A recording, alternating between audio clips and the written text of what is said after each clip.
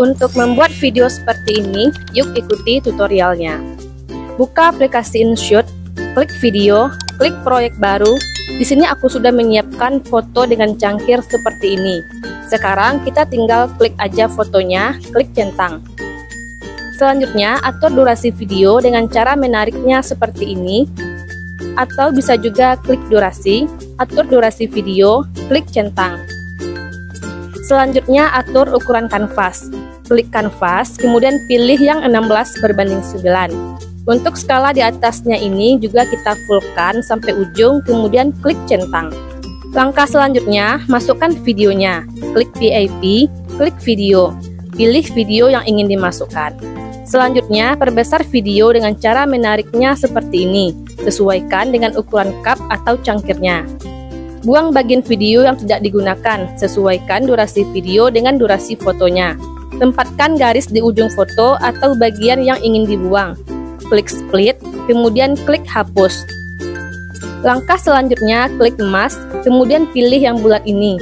Selanjutnya, kita sesuaikan dengan ukuran cupnya seperti ini, dengan cara menarik tanda panah ini.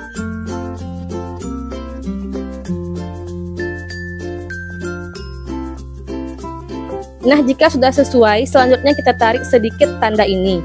Jadi tujuannya itu untuk menyamarkan garis lingkaran videonya. Nah, jika sudah selesai, klik centang. Selanjutnya, tambahkan efek pada videonya. Klik stiker lagi. Klik GIF, kemudian klik stiker. Nah, di kolom pencariannya ini kita ketikkan saja line. Oke, kemudian akan muncul banyak jenis stiker seperti ini. Kita tinggal scroll aja ke bawah.